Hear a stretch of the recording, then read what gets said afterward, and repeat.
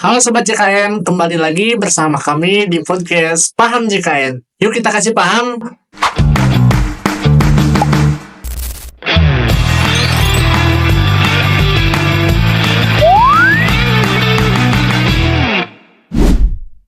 Nah, Alhamdulillah pada kesempatan kali ini kita bisa berjumpa lagi ya. Tentunya di podcast kita tercinta, di podcast Paham JKN. Nah, pada kesempatan kali ini saya Ajis Fatur Rahman sebagai host dan alhamdulillah kami kedatangan tamu spesial nih dari senior-senior di KC Karawang. Nah, sebelum kita memulai ke topik pembicaraan, mungkin kita kenalan dulu aja lah saya ya.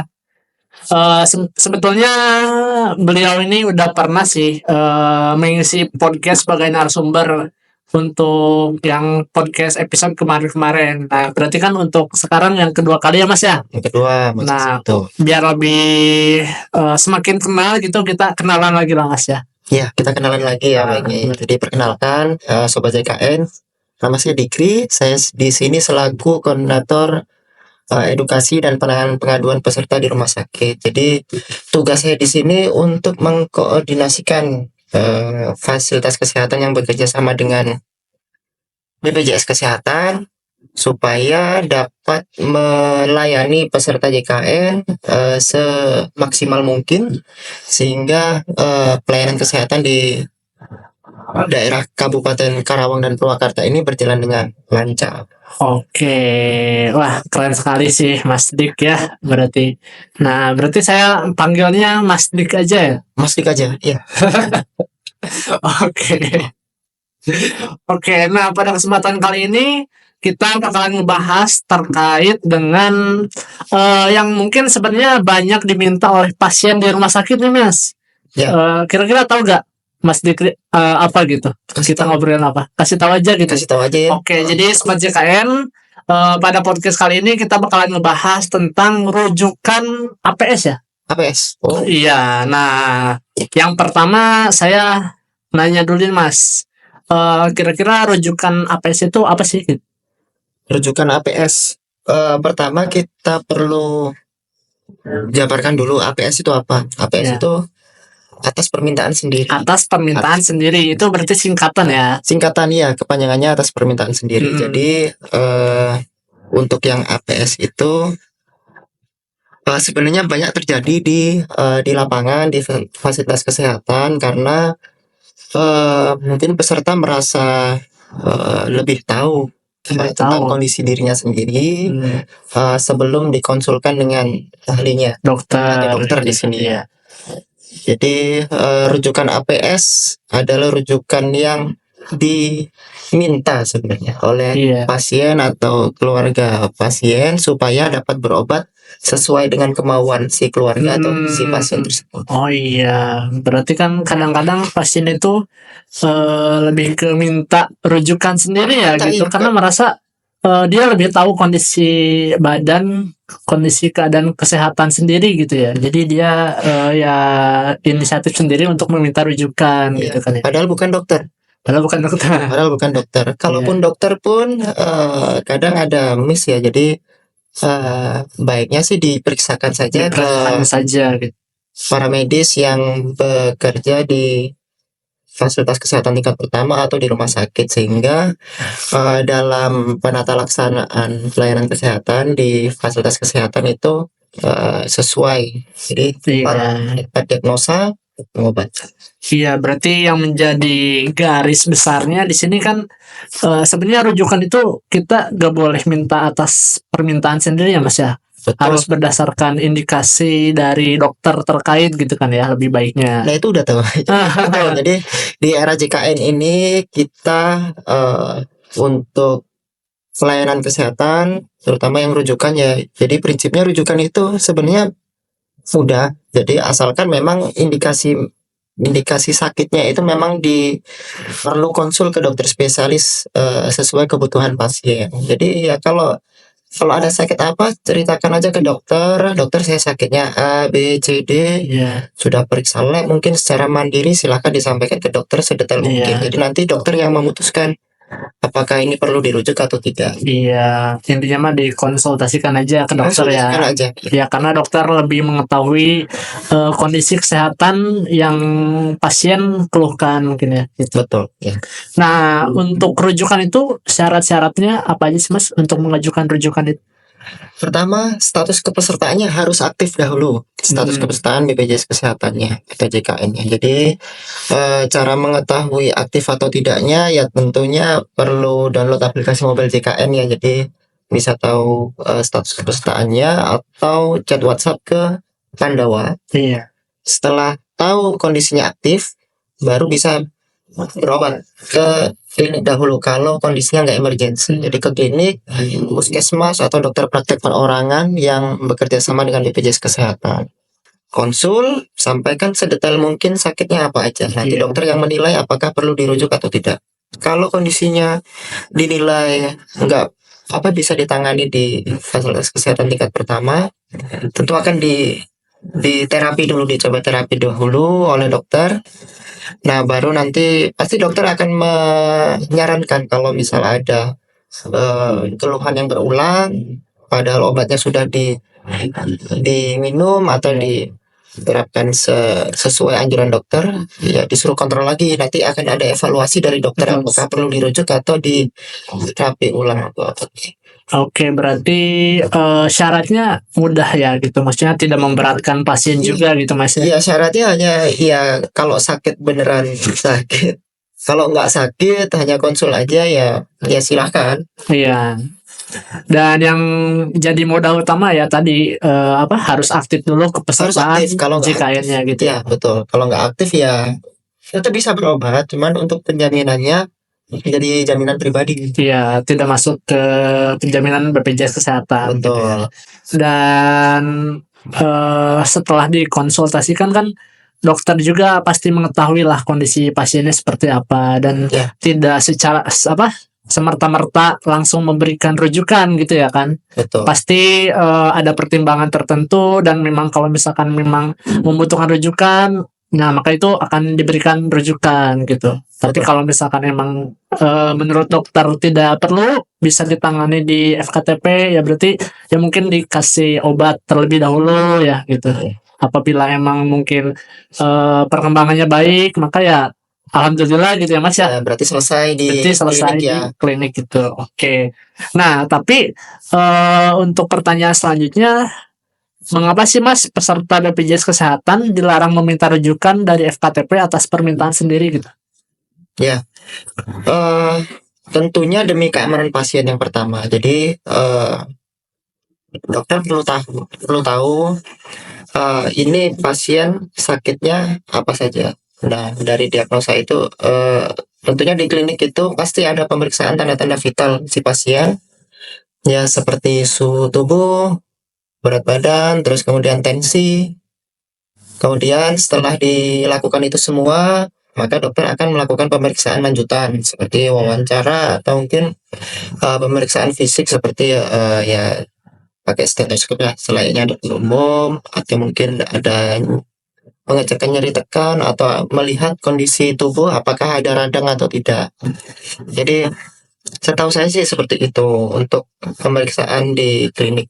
Jadi untuk keamanan pasien, jadi supaya tepat diagnosa, tepat terapi. Jadi biar aman. Yang kedua, tentunya kita diamanahkan oleh negara bahwa iuran JKN ini harus dikelola sebaik mungkin sehingga untuk pengobatan itu lebih tepat sasaran, lebih efektif dan efisien. Jadi kalau dengan adanya ini sebenarnya lebih aman ke pasiennya atau peserta JKN-nya. Jadi nggak perlu khawatir atau konsul kemana-mana, cukup ya konsulkan aja ke dokter umum yang ada di fasilitas kesehatan tingkat pertama. Nah, nanti serahkan aja ke dokter penilaiannya seperti apa, diagnosanya kemana, harus ke spesialis apa, jadi lebih tepat sesuai alur.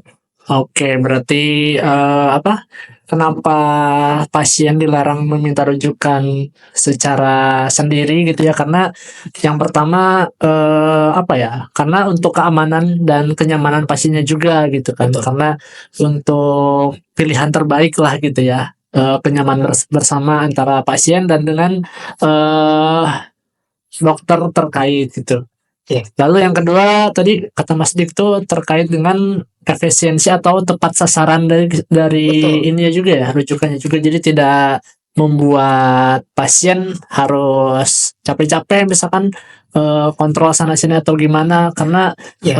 rujukan pun kalau misalkan memang dokter dirasa dibutuhkan pasti dikasih juga gitu. Pasti dikasih. Dokter tahu batasannya kapan dia harus menerapi si pasien Iya. atau perlu konsultasi ke spesialis.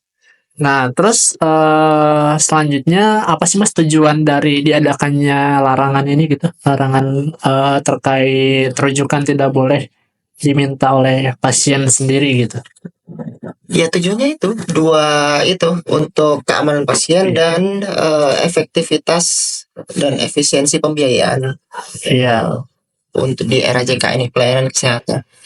Karena ya itu kita mengelola iuran dari peserta yang membayar iuran itu harus dengan kehati-hatian. Jadi harus hati-hati.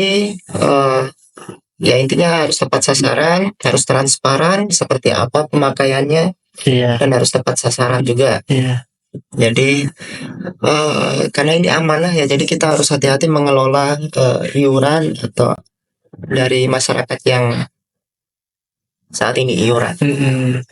Oke, jadi kan memang tidak secara cuma-cuma gitu ya. Ada larangan, memang itu kan ada tujuan tertentu ya Mas. Ada tujuan apa? Ada maksud tertentu di balik peraturan yang ada itu gitu kan. Dan Betul. memang tujuannya pun baik untuk pasien dan juga bagian-bagian terkait lah gitu. Betul. Nah, terus kita masuk ke studi kasus nih Mas. Misalkan ya, jika pasien merasa membutuhkan penanganan lebih lanjut di rumah sakit, tetapi tidak mendapatkan rujukan dan memang sudah larut malam misalkan. Nah, yang harus dilakukan itu bagaimana, Mas? Oke, yang seperti itu berarti kondisinya emergensi ya. Iya, emergency. Kalau emergensi, klinik atau dokter umum atau puskesmas tidak buka, kondisi udah larut malam, itu bisa ke IGD rumah sakit terdekat yang kerjasama dengan BPJS Kesehatan. Oke. Jadi nggak perlu khawatir kalau misal kondisi emergensi ya, contoh emergensi hilang kesadaran secara tiba-tiba, perdarahan yang hebat, kemudian ada kehilangan daerah darah, Darah. perdarahan. Nah itu jangan ragu untuk ke IGD rumah sakit terdekat. Iya. Saya mendapatkan pertolongan pertama paling tidak. Itu Iya. kalau yang tadi serius ya, serius berarti saya nangkapnya emergensi. Kalau kondisinya emergensi aja. Kalau kondisinya non emergensi, contoh seperti batuk pilek, nah itu bisa menyesuaikan dengan jam operasional fasilitas kesehatan. Nah di fasilitas kesehatan yang kerjasama dengan BPJS Kesehatan itu kita wajibkan tuh untuk jam layanannya itu terpampang jelas di depan ruangan atau fasilitas itu. Jadi biar pasien tahu kapan harus dia konsul, bisa datang apabila dibutuhkan konsultasi dengan dokter umum yang ada di fasilitas kesehatan tingkat pertama. Iya gitu. Jadi contohnya saya lagi bapil nih, batuk pilek, berarti ya datang sesuai dengan jam operasional aja gitu kan ya. Kecuali kalau misalkan emang tadi yang kata Mas Dik emergency kategorinya gitu, itu kan harus segera ditangani gitu ya Mas ya. Iya. Jadi harus langsung ya ke IGD gitu kan, ke IGD cepatnya. Iya.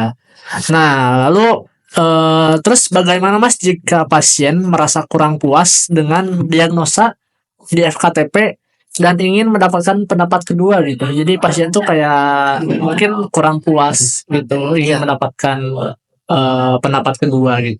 Betul. Jadi bisa jadi di lapangan ada ketidakpuasan terkait pemeriksaan dokter ya. Second opinion boleh aja. Jadi itu dikonsulkan ke dokter umum yang di fasilitas kesehatan lain. Cuman itu ya nggak bisa jadi jaminan JKN ya. Jadi second opinion sebagian besar itu masyarakatnya yang mungkin berpikir kritis ya kebanyakan mampu ya. Jadi bisa jadi disampaikan ke dokter umum yang lain sehingga ada second opinion. Ya itu bisa aja. Nanti tinggal disampaikan aja second opinion itu ke dokter fasilitas kesehatan milik peserta tersebut, Iya. sehingga nanti dokter bisa evaluasi apakah ada perbedaan antara diagnosa yang dia tetapkan saat pemeriksaan pada hari itu atau tidak. Nah, saya rasa untuk yang tindakan seperti itu sih sah-sah aja ya. Jadi silahkan aja dilakukan apabila nggak kuat. Ya itu aja sih. Ya, jadi mungkin lebih ke komunikasinya aja Mas ya. Kalau komunikasi ya bisa nanti apabila komunikasi yang kurang ya nanti ya sampaikan aja untuk pengaduan tersebut melalui kanal di aplikasi mobil JKN, ada menu pengaduan atau permintaan informasi. Nah itu disampaikan aja. Oke Mas, oke ya, mantap sekali lah gitu ya. Udah, sebenarnya ini gampang gitu ya terkait dengan rujukan ini apabila kita mengetahui prosedurnya gitu ya Mas ya. Nah, lalu untuk misalkan nih, apa yang bisa dilakukan jika pasien merasa FKTP ini menolak memberikan rujukan padahal kondisi kesehatannya serius gitu Mas, itu gimana Mas? Kalau memang benar serius, dokter pasti akan dengan apa ya? Ya pasti akan merujuk lah. Pasti akan merujuk. Dokter sudah tahu batasan pemeriksaan dia yang bisa dia lakukan. Ya. Soal diagnosanya demam.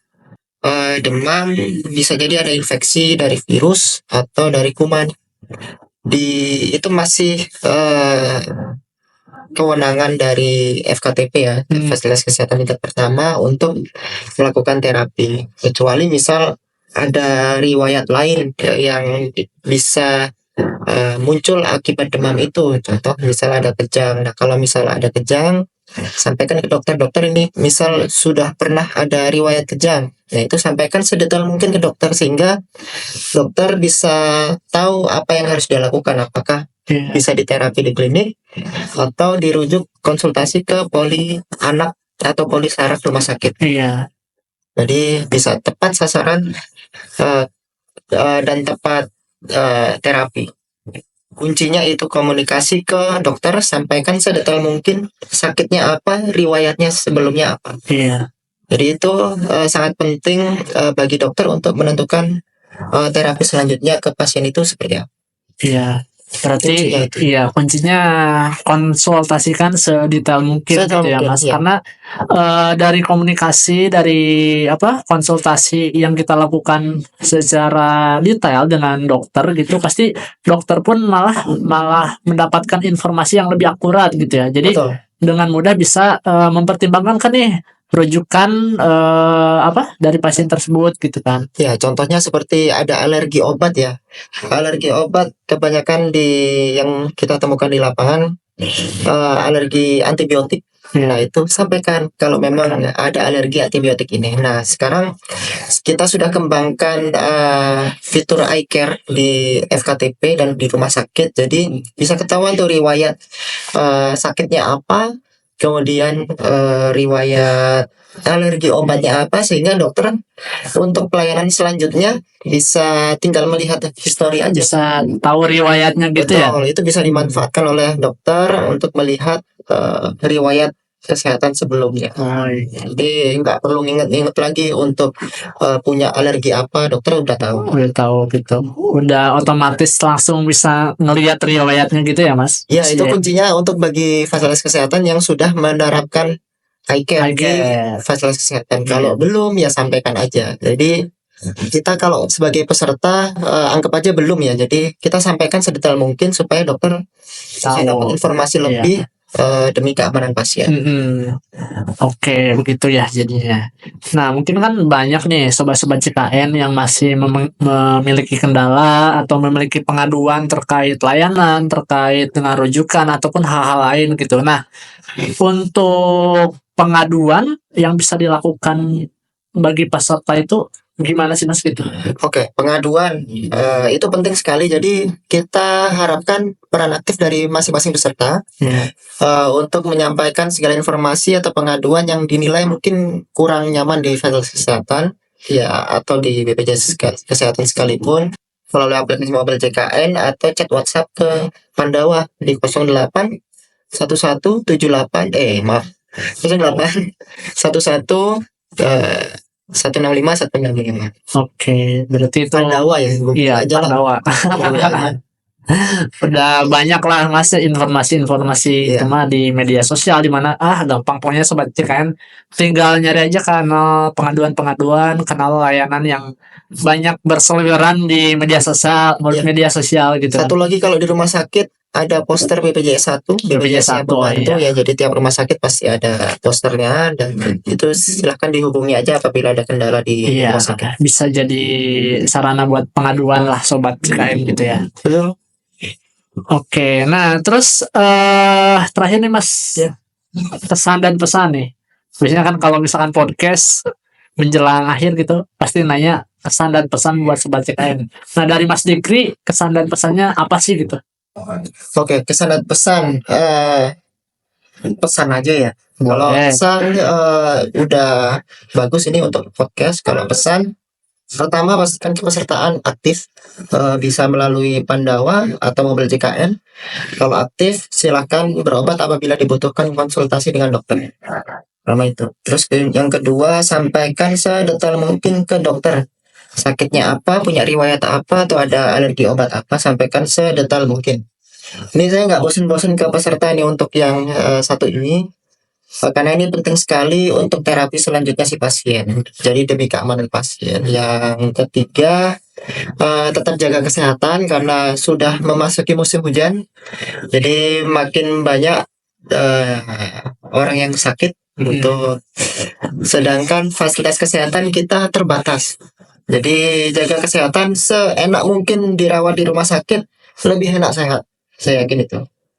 Oke. Jadi usahakan sehat, pola makan yang sehat, pola hidup sehat, olahraga itu udah cukup membantu program JKN ini tetap terus berlanjut sampai ke anak cucu kita. Oke, gitu aja Mas.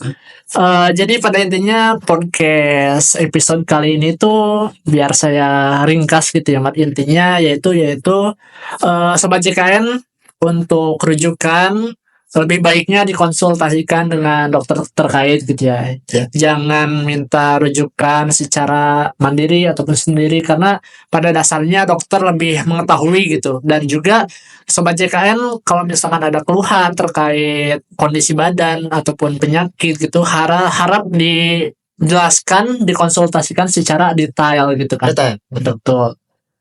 Dan apabila memiliki kendala ataupun keluhan bisa kendalanya itu bisa disalurkan lah gitu intinya di kanal-kanal layanan BPJS Kesehatan yang tadi Mas Dikri sudah jelaskan gitu. Oke Mas, mungkin untuk podcast kali ini segitu aja. Nanti untuk episode selanjutnya kita bisa lah ngobrol lagi ya Mas ya. Oke. Makasih ya. Makasih banyak Mas sudah datang.